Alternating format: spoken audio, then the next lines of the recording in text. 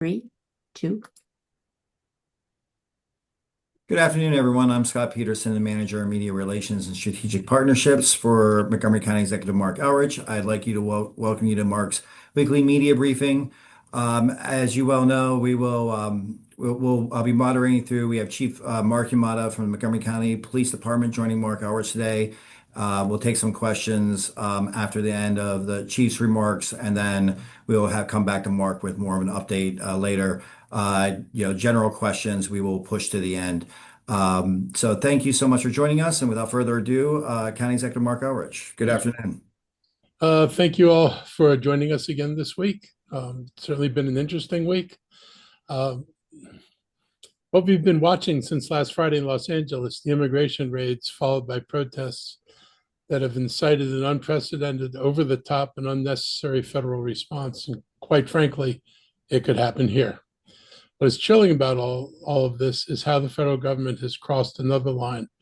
Over Governor Newsom's objection, President Trump invoked the Insurrection Act in order to deploy the National Guard in California. That hasn't happened since the Civil Rights era, when federal troops were used to enforce civil rights over the objections of segregationist governors. Protesting and civil disobedience are not insurrections. The president should know the difference between January 6, 2020, when he actually encouraged an insurrection. So he knows what an insurrection looks like. He knows what the objectives of an insurrection are. These acts of civil disobedience are not insurrections. No one in these protests had the objective of overthrowing the government. Conflating the two very different actions will invariably lead to violating people's civil rights. A protester engaging in civil disobedience, say blocking an entrance, can be charged with a civil offense, and that would be normal. But charging them with an act of insurrection is a grotesque misuse of power and a violation of a person's constitutional rights. To make matters worse, we're seeing the opposite. The federal government is using force against the state, trying to de-escalate the situation, and even threatening to arrest the governor, Gavin Newsom. There is no evidence that the state could not control the protests. In fact, they were making arrests of people who were violating the law in their actions. Bringing in the Guard or the Army was meant to escalate tensions and create fear, which was totally unnecessary. These actions should concern everyone.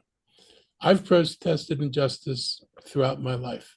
I've been tear gassed more than once, but I will always support the right to protest. People engaging in civil disobedience understand they could well be arrested if they continue to take actions after being told to stop. The right to protest is a fundamental right, but if you break a county law, as acts of civil disobedience may do, you have to expect that the laws are going to be enforced, but you will not be charged with insurrection. I have a responsibility to keep our community safe, whether you're demonstrating or standing on a police line. That's why I've been in close contact with our police chief and MCPD leadership. We're reviewing our policies around demonstrations and reemphasizing our commitment to de-escalation. MCPD does not and will not participate in immigration enforcement. That is simply not our job. And that is not just a police issue. Our Office of Community Partnerships, Regional Service Center, Health and Human Services are all engaged with community members right now to make sure that people have trusted information and support. This week also brought the implementation of a new travel ban. It targets 19 countries, mostly Black, Brown, or Muslim majority nations. This ban also includes Haiti, which is 95% Christian. And I have to say that the turmoil and instability on Haiti has been a long-standing American policy that dates back to when Haiti originally gained its independence. This country, our country, has been hell-bent on making sure, and back in the old days, they used to be more blunt, they wanted to make sure there was not a successful Black-run government on the island of Haiti, because in the early 1800s, they wanted to make sure that the slaves in the southern states did not have a model just offshore of the United States of a successful state run by Black people. So this country has been long engaged in the instability, and in my lifetime, that included the support of Papa Doc Duvalier and Baby Doc Duvalier, who were some of the worst tyrants and most egregious murderers in the world who enjoyed full U.S. support.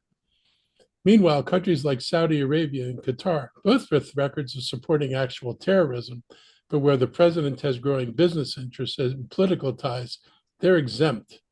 This has nothing to do with national security. It's about discrimination and control. All of the nations impacted by the ban have residents and relatives living here in Montgomery County. I encourage anyone being impacted by this travel ban to contact our Gilchrist Immigrant Resource Center. With both the parade as well as protests being planned for this upcoming weekend, we have a lot of activity to monitor to ensure that everyone is peaceful, safe, and have their constitutional rights respected. So I want to now welcome our guests from the Montgomery County Police Department to talk more about MCPD, how they're preparing to support peaceful expression and community safety in the days ahead. So I'll turn it over to you. Thank you, Mr. County Executive. Marc Elrich with the County Police Department. I'm the Chief of Police. Our commitment here is to public safety. And when I say safety, I mean for everyone, not only our protesters, but those that they're protesting against and our community members. We have a policy in place where we are content neutral. We don't care who you are, what you're protesting against, or who you're protesting against, how you do it, as long as you stay within the confines of the laws within Montgomery County.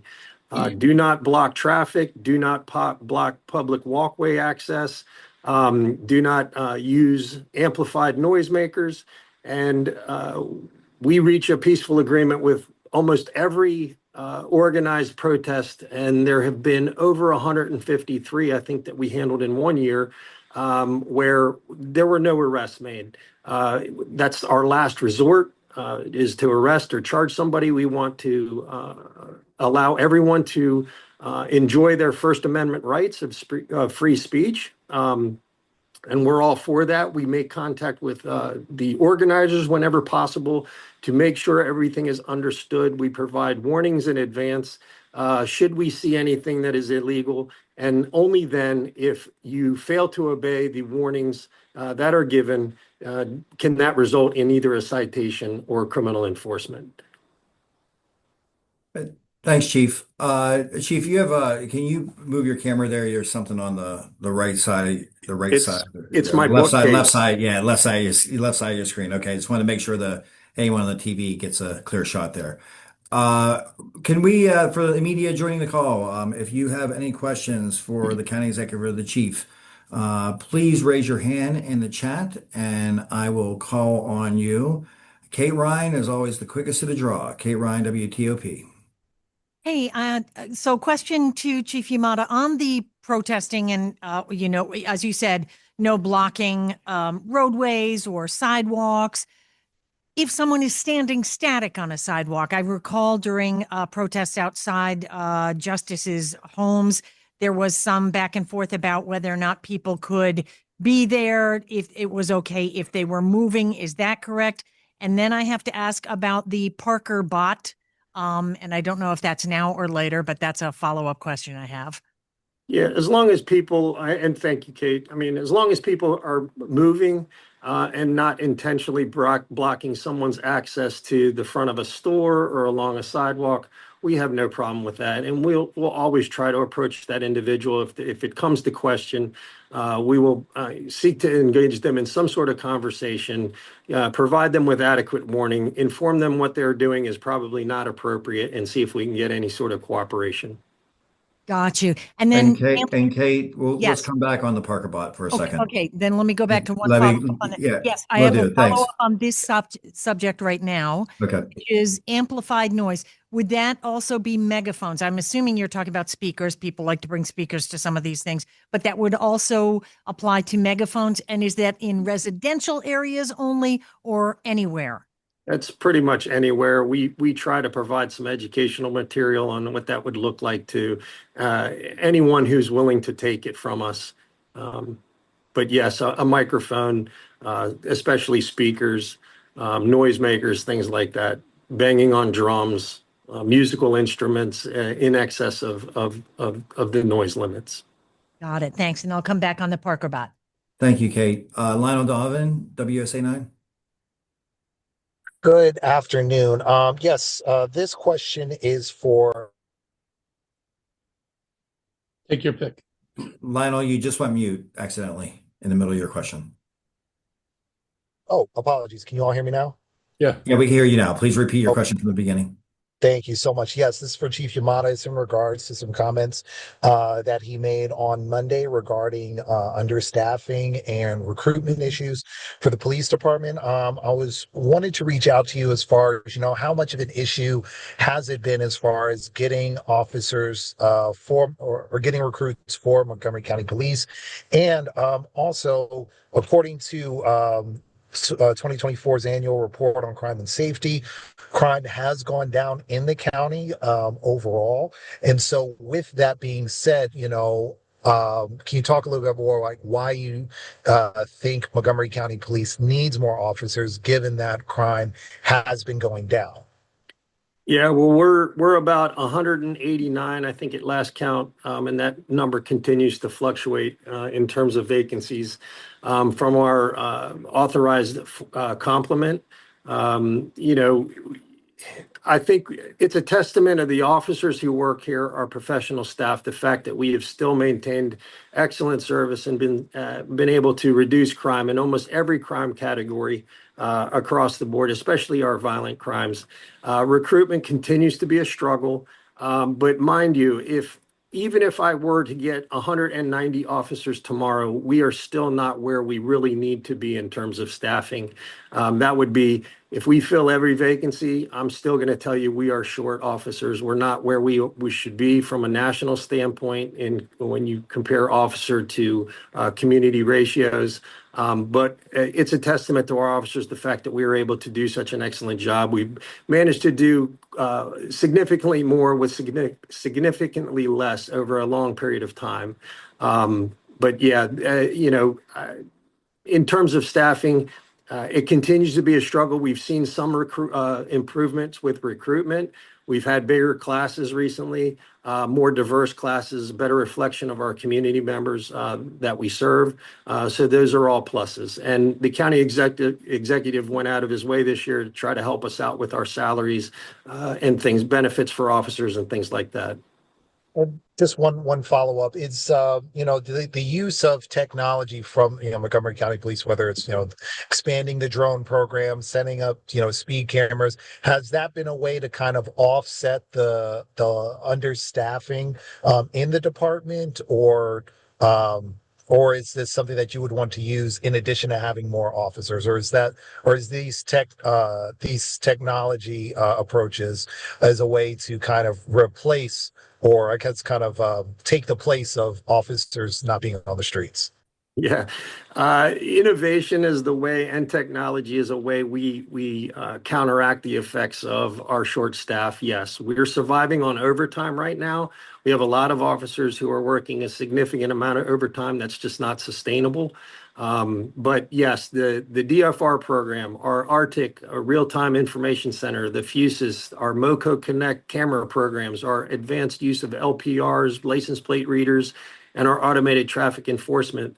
Those are all ways we can supplement patrol, take some of the burden off of our patrol officers in our patrol districts, help alleviate some of the workload. It's something that we're going to continue to expand and refine. But again, it's no replacement for actual bodies on the street. Can I add one piece to this? And I think it's important to recognize. So first of all, Lana, I want to thanks for recognizing that crime is down year over year, but it's not where anyone on this call would like it to be. There are still places where we see theft from auto, for example, is places where we still like to make more inroads, and I think more police officers will help us with that. But one thing I think it's really important, and I think Chief alluded to the amount of overtime being utilized.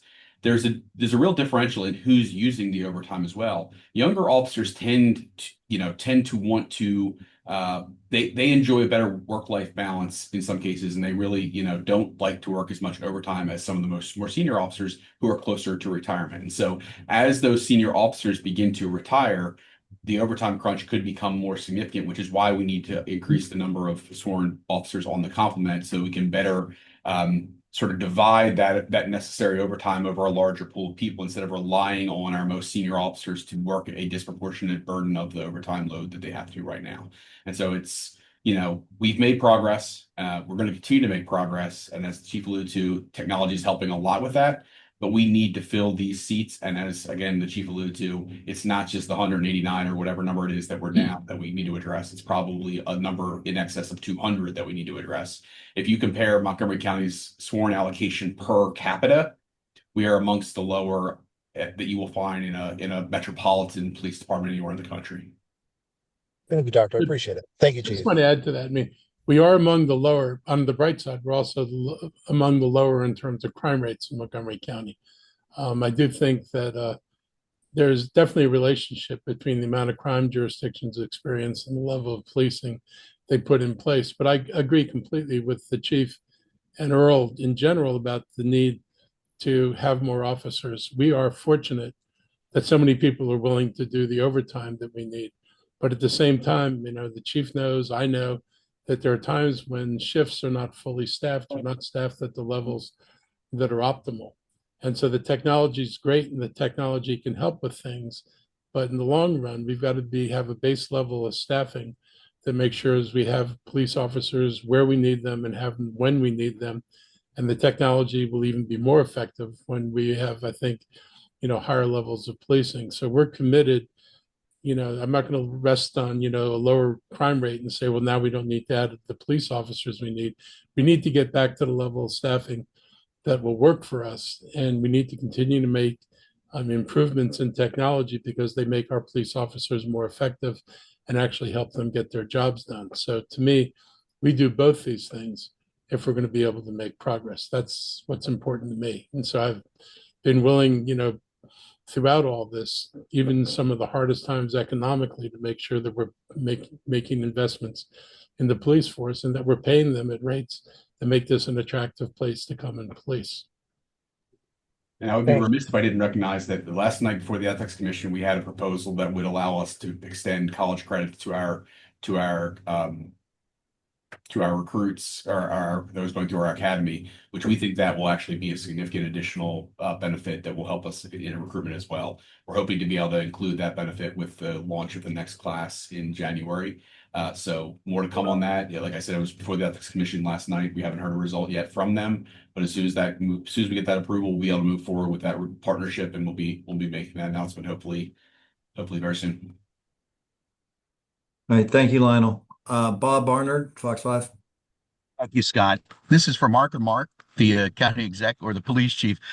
Are you getting any sense from ICE? We've heard reports that they may be kind of stepping up in terms of more of a tactical approach to what they're doing. Have you heard that potentially happening in the county? And I know your stance on things, but are you getting any kind of heads up when they're engaging in an action in the community? We haven't gotten much lately. I mean, there was a period, I think, when we had more regular communications. I think, I saw a notice yesterday that there was that this area, this region, DC region, was on a list for the next group of areas that would see heightened activities, I guess, like we're seeing in Los Angeles. But we haven't gotten any notification of ICE, and Earl would be the one probably who would know if anything's changed because he's the one that's been in contact with them over, God knows, the past couple of years, actually. Yeah, I'll chime in real quick. I have a very good working relationship with the ICE special agents in charge, and they do reach out periodically, but there's nothing that would be noted as an increase or anything like that. They continue to work their operations. There's been no large scale efforts here in Montgomery County that I'm aware of. But again, as County Executive alluded to, Dr. Stoddard serves as the liaison with ICE. Yeah, I met with the acting director of the Baltimore Enforcement and Removal Operations Office, Director Nikita Baker, about a little over 2 weeks ago. She actually came down and visited us and sat in the office with us here in Montgomery County and talked through some process related things. We're given no indication of really an increased enforcement in the way that we're seeing in California. Not that I think we would get notice like that. I would expect we would get notice in the immediate preceding of a large scale operation like that, just to prevent there being any potential for intersection between our law enforcement and their operations. We wouldn't want there to be a mistaken, incident where, they were operating and we didn't know it and we thought there was some sort of armed assailant situation. And so obviously we've expressed that to them that if they're going to conduct an operation, we need at least minimum notice prior to, so that when we get the calls for service that kind of thing would generate, we know what we're responding to and there's no opportunity for mistakes to be made in that situation. But I don't get the impression that we're going to get a ton of notice. Now, our Baltimore ERO office is extremely limited staffing on a general basis. So these are going to likely be agents that they're going to have to either bring in from the FBI or other law enforcement agencies or from other places across the country to be able to conduct these sorts of larger scale raids like we're seeing in the major cities across the country. And so obviously we would not have familiarity with many of those agents, or they wouldn't have familiarity with Maryland at all. And so obviously that's concerning to us. And my speculation would be it's a matter of time before we see these spread across the country, not a matter of if, but a matter of when. And so obviously we've seen more of a shift in who we see being detained. A lot more people who are quote unquote collaterals who have no criminal record being detained. We're seeing an increase in that. And so that's to be expected. We kind of figured the number of people that they would have with criminal records is limited. And so as they run out of those individuals to target, they're going to broaden the aperture, as I think Tom Homan previously said. And we're starting to see that both in Maryland and across the country. Would any of you have a message for? I was talking to someone recently I know who said the person who's been his neighborhood handyman has been in the country illegally for like 30 years. Okay. Not a criminal, but just someone who kind of came here, stayed here. Any kind of message for those families who are not like you, Dr. Stoddard, you were saying are the primary targets, but could, be the collaterals? Like for those families in our communities who've been here a long time, but are here illegally. We have limited ability, obviously, to change a person. We have no ability to change somebody's legal status. And if somebody's been here 30 years, you kind of wish they had gone through whatever process that might have normalized their presence here. But at the same time, for the longest time, and I've been in these discussions with ICE, and Earl's been in even more of them. They're very clear that they were not looking for people who were just here. As long as people were going about their normal business and, working and, had kids in school and, carrying on a normal life like everybody else here does, that they weren't really interested in that. They said they were interested in, the hardcore criminals. And that's the area that we've been able to help find, some common ground in terms of how we can work with each other. What they're doing now, obviously, is no longer we're just looking for the hardcore criminals. I think the news story I saw this morning was that they actually hit a meatpacking plant in the Midwest and took out a large number of people just because they weren't documented they were working there. This is the kind of thing that's going to have serious economic repercussions for this country. Because I know, because there's been many stories about the meatpacking plants and the lack of labor and how much our labor force is actually immigrants, undocumented immigrants, frankly, who've come into the United States and now work in these plants. If they start pulling out the bulk of the workforce from the meatpacking plants, all of us can be pretty sure we're not going to be seeing meat on the shelves of our grocery stores. These cities in the Midwest do not have large populations of unemployed people chomping at a bit to get a job in a meatpacking plant, because if they had, they wouldn't have been using the immigrant population anyway. So this shift to just people who are here and going about their businesses, and oh, by the way, usually paying taxes from which they get no benefit, this is going to lead to real economic disruption. So people should not be surprised if they start seeing shortages of food, meat prices going up and all this other stuff, because he's gone way beyond, let's take the criminals and the gangbangers out of here. If this is the game now to take everybody out of here, good luck on the economy, and good luck for the rest of us who are trying to, survive and, have people meet their basic needs and, be able to do the things we're used to doing, it's going to alter the way things work and not in a good way. The one And thing, oh, go ahead, Chief. Go I ahead, was Chief. going to say, and Bob, from a police standpoint, my message is really clear. I've said it a number of times. I'll say it again. I don't care what language you speak. I don't care what color your skin is, and I don't care where you were born. I don't care how long you've been here in the country.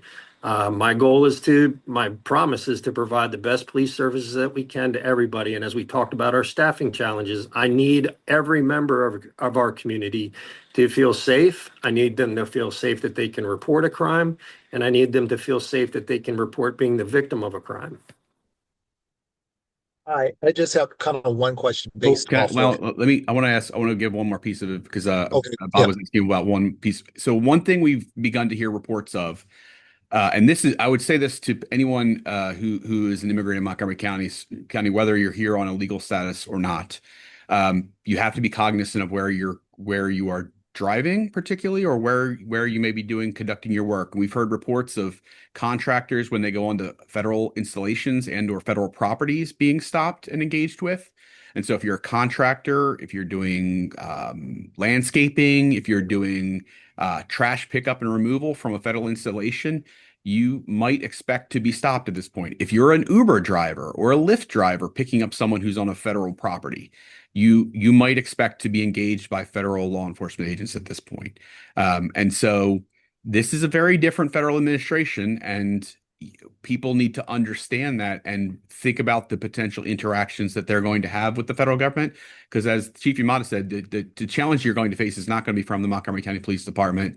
It's going to be in their interactions with federal. We have a large number of federal facilities, and there are probably locations that people don't realize are federal facilities in Montgomery County, and people need to be very cognizant when they're conducting their work. And again, this applies to both people who are here with a defined legal status, they're asylum seekers, etc.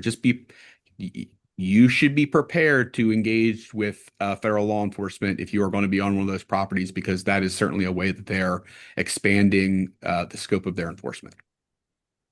Okay, let's hey, Bob, are you done with your questions? Yeah, I am. Thank you, Scott. Appreciate it, Sure. guys. No problem, Bob. Lionel, we'll come back to you in a second. Judy Hertz from the Only Gazette has had her hand up for a while. Thank you. I'd like to go back to the rallies for a moment, Chief. I know that there have been a lot of these hands-off rallies and gatherings around the county in the last couple of weeks. I know One and Only drew about 700 or 800 people back in the middle of April. I'm just wondering if all of those gatherings are following the rules, if you will, Chief. Have you had any problems with any of them, or are people minding the kind of rules and guidelines that they need to follow? Yeah, I mean, obviously there have been certain instances where people have needed some extra conversation, but nothing usually more than that. As I said, I can't think of but maybe a couple of arrests that have been made, and those are usually folks that come to us beforehand and say, "We want to be arrested. We will help you essentially facilitate that to arrest us." So there's generally no problems. Every once in a while, like I say, we officers do have to engage in some extra conversation, but for the most part, everybody's been really good about it. It's really trying to strike that fine balance between allowing the protesters to do what they want to do, but allow for everyone's safety, including theirs. And that's really the goal, is safety. It's never arrest or confrontation. I know that at one point in that rally that was held in April at the corner of Georgia and 108, it was so loud from traffic honking their horns and things like that that it was as if there were loudspeakers and things like that. It was really very, is that, I mean, how do you stop that? I guess you don't. There's no way for me to stop somebody from honking their horn, either individually or in unison. I live there. I witnessed that firsthand. Yeah, if we were to get a complaint, we can try to go address it. But usually at that time, if it's in a car, those cars are long gone, and then it's somebody else. So being in a car creating noise like that is going to be really, really difficult. If it's somebody that's stagnant on scene, obviously we engage them in a conversation. Okay. And Thank also, Judy, I also that would be like a really poor use of resources to have police cars ready to chase cars that honk the horn. I think we need our police officers to do other more serious work and be distracted for this. So, my hope is that, that we require the minimal amount of our police to pay attention to these demonstrations so they can go about doing the things that the residents really want them and need them to do. So hopefully everybody keeps their cool going through this. And, the county is certainly not going to be an aggravating force. And hopefully the administration figures out how to do whatever it is they're going to do without creating havoc. Thank you. Thank you, Judy. Lionel Donovan, back to you. Yes, I just kind of have one question in regards to Montgomery County and ICE, with and basically federal authorities, having these I'll say interactions with immigrants here in the Montgomery County community, given what you all are saying as far as the aperture being broadened and, these federal agents picking up more people. And, given the stances that, that you all have just kind of expressed, do you see a future where, somebody might try to actually call Montgomery County Police to help them deal with these federal agents? And do you see that happening, as you said, as the aperture is broadened and, federal agents, start to go after people who aren't hardened criminals and aren't doing anything outside of being in the country illegally? Do you see possibilities of Montgomery County police officers having to be called in to step up to maybe stop people from being taken by federal agents? Lionel, I don't see how that happens, and I'm sure the chief agrees with me. I mean, whether I like it or not, the agents are within their right to obviously arrest people who are here, who aren't documented. I don't agree with the policy. I think, for a long time this country survived on a much more tolerant policy, and a lot of us believe that a path to citizenship would have been the right thing to do. Um, for some reason, this is a country where every immigrant group that has come to this country, and I'm including all the different white immigrants came from different countries in Europe, virtually every country, except for British people coming here, and that's a separate issue.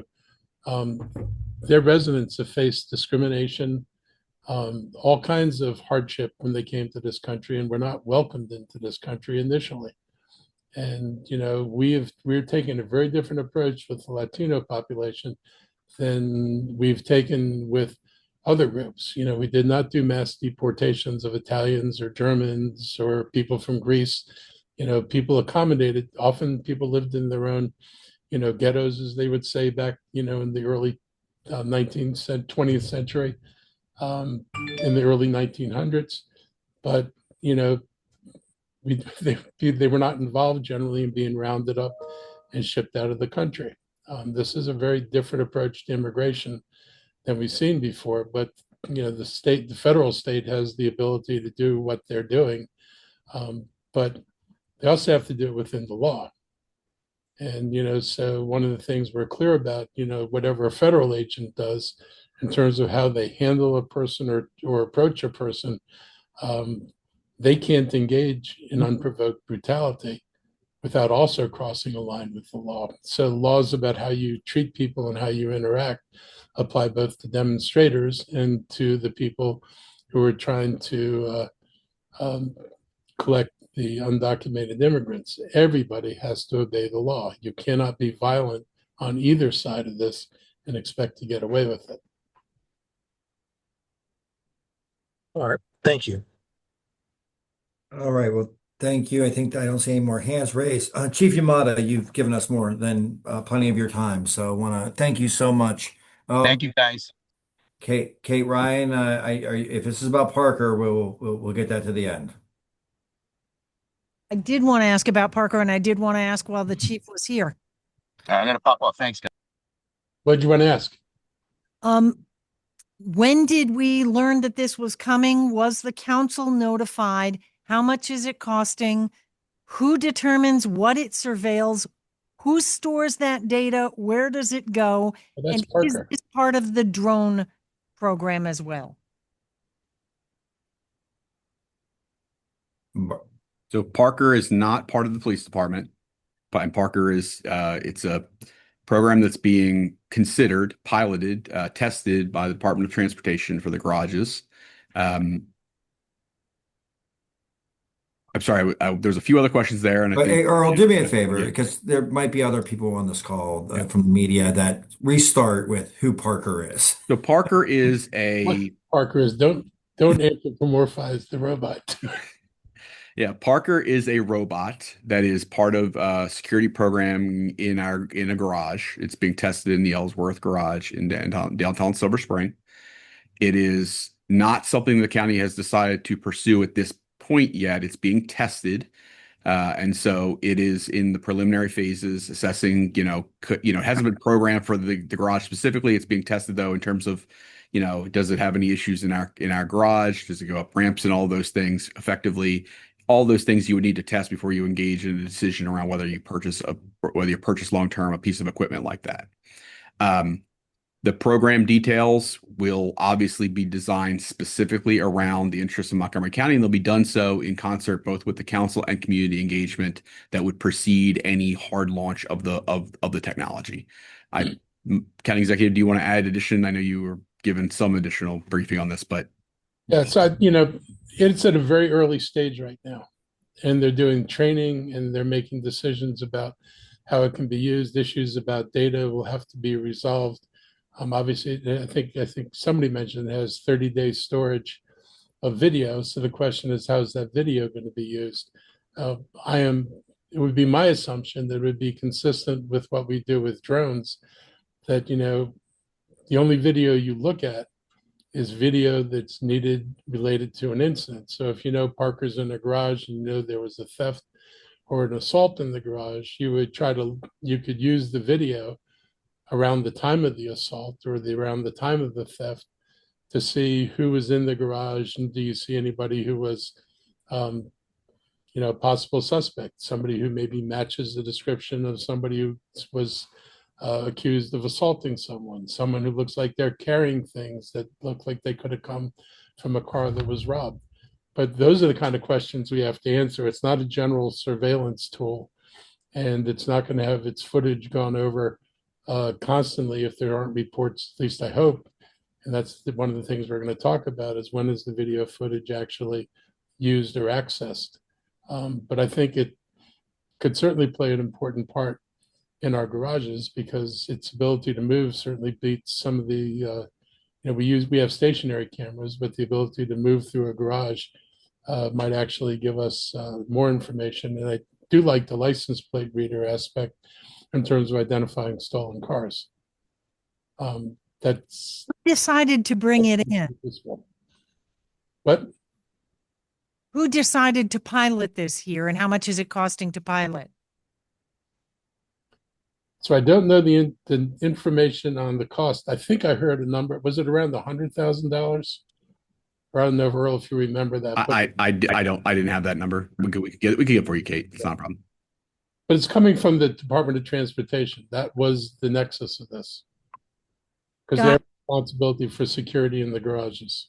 Okay. Have they contacted, are there any other jurisdictions in our area that have used this? The last time I've seen one of these in our area, it was at the Washington Harbor, where it couldn't negotiate stairs and ended up in the water there. I can't speak for that. I don't.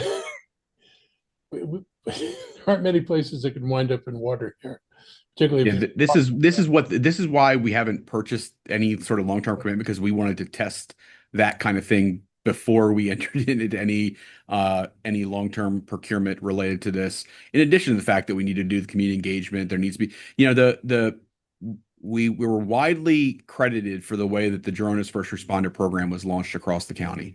And I certainly think before we engaged in use of a technology in any sort of long-term capacity, we would do a very similar and comparable level of community engagement and public education and, public feedback process on how this sort of technology could or should be utilized. But in order for us to even have that conversation, we need to be able to say, like, is this even technically feasible before we engage in those community conversations? And that's really what's being tested right now. Right. And I have to say, we only heard about it. Fox 5 was the first to report it, as far as I know. But it has been in the garage. We were supposed to have an interview with someone at DOT. And then we got word that we would not get that interview. So I'm just curious about, why this is present there, but no one wanted to talk about it until from now. Because it's being trained right now. So it's present there, but it's not actually operating and saving film and doing, it's not being used in an operational sense. They're trying to train the thing. And that's what they want to do. I mean, personally, for me, I hope it learns how to use the elevators in the garages to go from floor to floor, because, running up and down ramps could be a little bit concerning. But I do think there's utility in it. So I'm hoping that we get through the training phase. I think they'll tell you a lot more about what it can or can't do after they've trained it. And the plan was to actually do a press conference when we got to the point when we knew what we were going to use it for exactly and how it was operating. You just happened to stumble into a garage when they were just there beginning the process of trying to figure out how it works. So stay tuned. But Chief Yamada, again, people have been, the reaction to drones has been positive. They've been cited as very effective. I don't know anything about the track record of these bots in other jurisdictions. And Chief, are you in on the conversations about the use of these in any way? I haven't been involved in any conversation with the Director Conklin over at DOT about it. I'm aware that they were having a press conference about it, but other than that, no. Do you see a role for it since it has LiDAR technology and storage and? Well, as the county executive alluded to, there's opportunity there for license plate reader capabilities and some other things. Anytime, and it's a much more mobile camera than the stationary ones you might find in a stairwell or one single area that can't cover the dark corner of a parking garage. The parking garages there's risks there. And I think this is a good way to try to minimize those risks to the users. So yeah, I'm open to learning on what it can do, and how this can supplement public safety. Thank you very much. I do appreciate it. Yeah. Okay, I just say in general, I mean, we're very open to looking for applications of technology that can make law enforcement more effective. Partly it's a limitation on, because of the number of officers that we have, that kind of, I think, has helped drive some of the search for technology here. But I think in general, it's a good idea to look at what you can do with technology to enhance what you're doing and do it more effectively.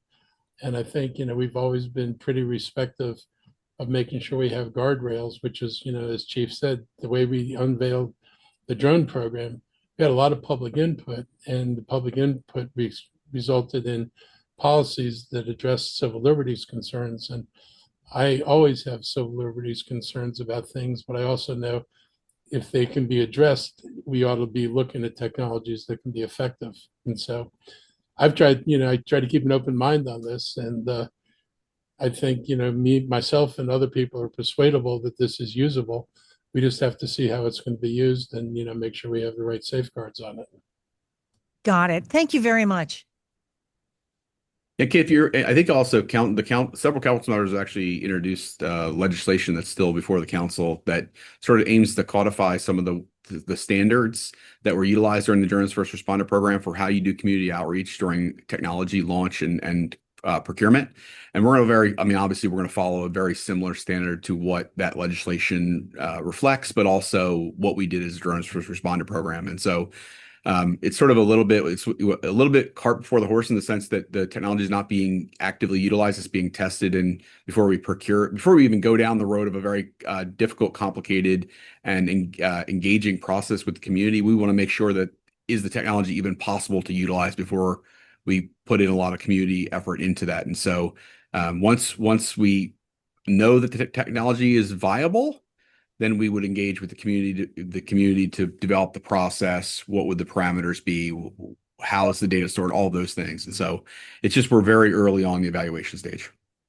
Thank you very much. And Kate, just FYI, I believe there was just someone caught this and put it on Reddit, and that's how it went around the community and then to the media. I think it was just one of those testing things someone caught, and it caught on fire in the Reddit community. And I understood, but it's kind of toothpaste is out of the tube, so we have questions. Yeah, understandable. Yeah. Thank you so much, Kate. Chief Yamada, I think you can go now. Thank you so much for your time. Appreciate it. Thanks. Okay. County Executive Elrich, back to you on some other issues. There's one quick comment for Kate. The reason why we do these weekly briefings is to keep people informed. And so we expect questions. So, there's no question that's unwelcome. We've been pretty, committed to this process. I think we've been doing this now since about a month after COVID. And, we decided to maintain these kind of briefings because we want to make sure that we can answer and do answer questions that people have. So your questions are always welcome. Thanks. Not always fun to answer, but always welcome. Thank you. So meanwhile, back at the briefing, just a couple of other things. First, we're noting the opening of Trader Joe's at the Square this week, and it's a significant step forward in Rockville's efforts to stimulate growth and stability in Rockville Town Center. It adds a well-known anchor to the center and reflects the continued momentum we're seeing across the county. And I was glad that they were able to replace what was intended to be a grocery anchor with another well-known grocery store. And this really is important. Oftentimes in retail shopping centers, the grocery store is the thing that everybody comes for, and the other shopping is incidental. And so the presence of a grocery store, and in this case, is a well-recognized grocery store, I think, is something that's going to be beneficial to Rockville's efforts to revitalize that center and fill empty spaces. So I'm very glad they were successful at this. Rockville's success obviously is important to the county. It's a hub for jobs, housing, culture, and innovation, especially in our growing life sciences corridor. And their rebranding of Rockville Town Square into the Square is helping create a more attractive destination for residents and small business, as well as some of the larger employers looking to invest here.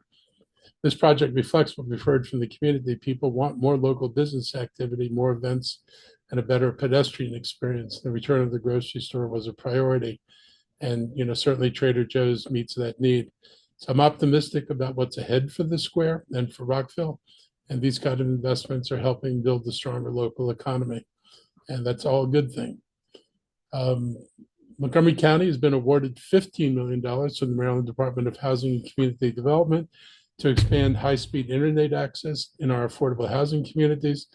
This includes a second round of funding, nearly $7.5 million, to expand broadband to another 2,200 affordable housing units throughout our MoCo Net program. That's in addition to the first round we received last year that brought high-speed service to 1,500 homes. Altogether, we'll have more than 3,000 homes connected. I want to thank Governor Wes Moore and Secretary Jake Day and the Office of Statewide Broadband for their leadership and support. This is the largest award given to any jurisdiction in the state through this program, and it's going to have a direct impact on people's lives. We know that internet access is essential. People need it to do homework, find jobs, and access healthcare, and stay connected. And having access to internet isn't enough if you don't have the right device. And so we're pleased to work with our Office of Technology and Business Solutions, which we call TEBS, in case you ever hear that acronym thrown around, has achieved in addressing the digital divide. Last year, the department won Best Municipal or Public Connectivity Program by expanding free internet and promoting digital equity.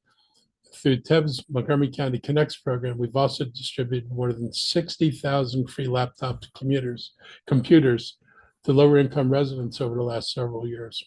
Our final large scale distribution effort reached 25,000 residents just last year. We've worked hard to make sure families not only have a connection, but also have the tools they need to use it.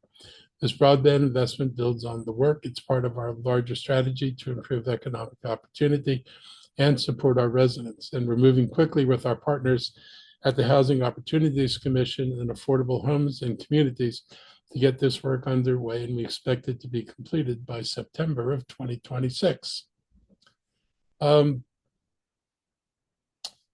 In other distressing news, and of course, RFK Jr. can always be part of distressing news. Before I turn to our HHS team, I want to talk a minute about RFK Jr.'s decision to remove 17 members, all of the members of the CDC's Vaccine Advisory Committee. This is dangerous. These are experts whose job it is to review science and give public health guidance. You just don't wipe out decades of expertise because you don't like what the evidence says.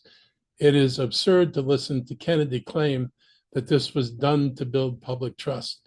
If anything, this will only undermine the trust people have in vaccines and in public health more broadly. Once again, the guy who says not to listen to him for medical advice is undermining public health by imposing his uninformed, unscientific views on an agency that has contributed enormously to saving lives and protecting public health. He's actually putting lives at risk.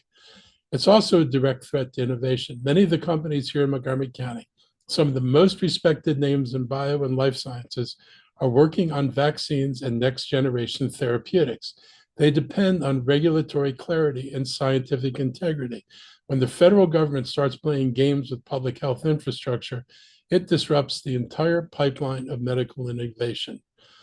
I also want to recognize NIH researchers who just released the Bethesda Declaration. It's a courageous and principled stand against political interference in science. They're calling out decisions that are actively undermining NIH's mission, cutting off billions in life-saving research and threatening academic freedom. I'm proud that such an important and timely document carries the name Bethesda, a community that stands for excellence in science and public service. What's happening now at HHS, NIH, and FDA threatens the health of all Americans and the integrity of one of our nation's most important institutions. We should all be paying attention. This should not be a partisan issue.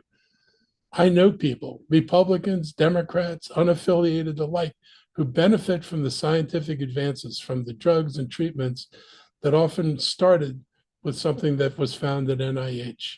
America and NIH in particular have been an international magnet for scientists working in life sciences.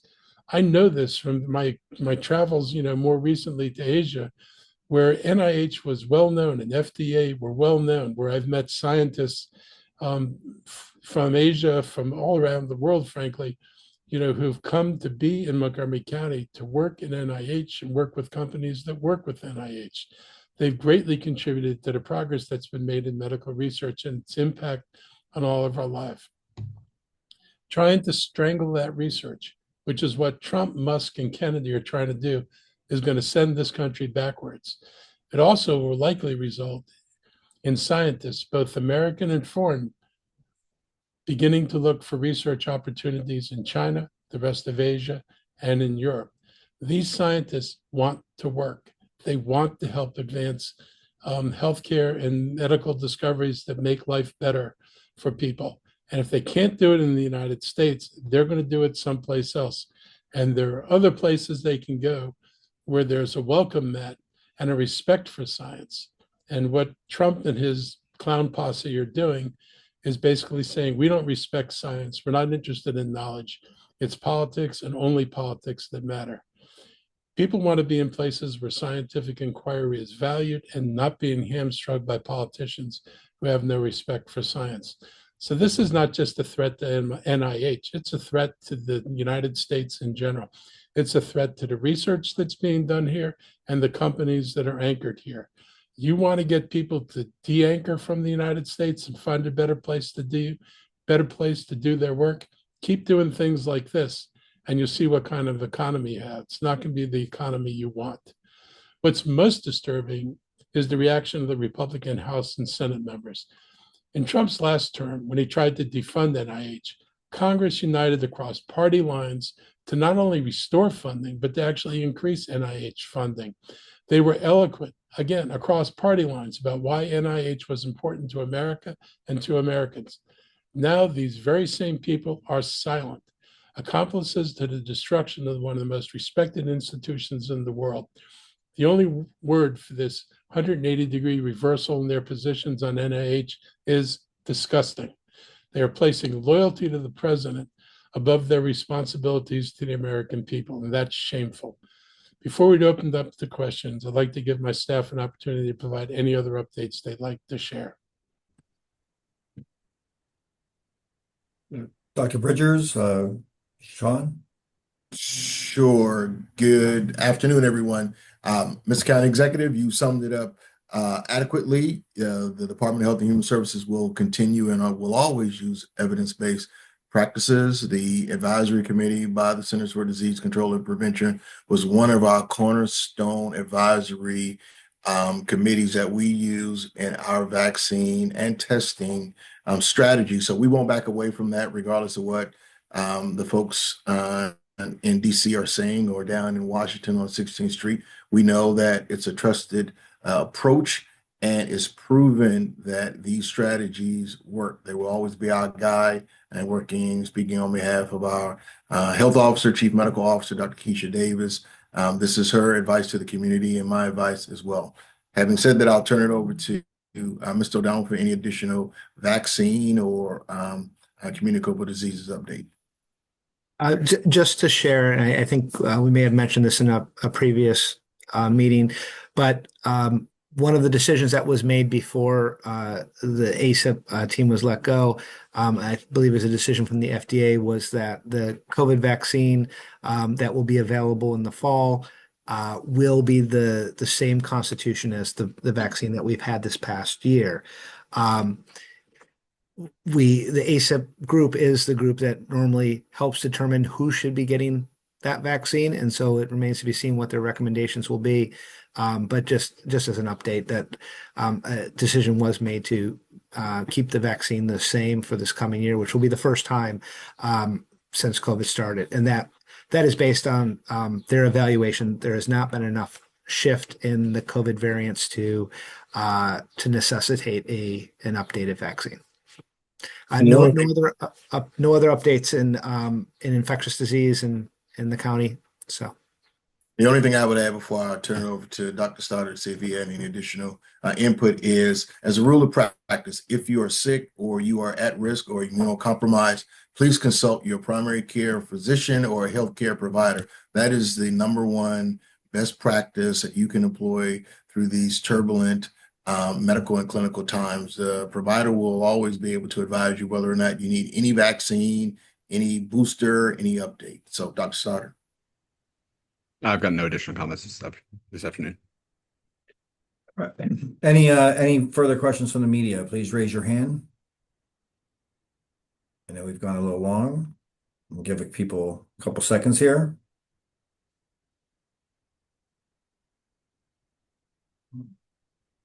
Looks like I have no takers, so we'll wrap it up there. Thank you, everybody, for joining us this week, and hope everyone has a healthy and safe weekend. Appreciate it. Take care, you all.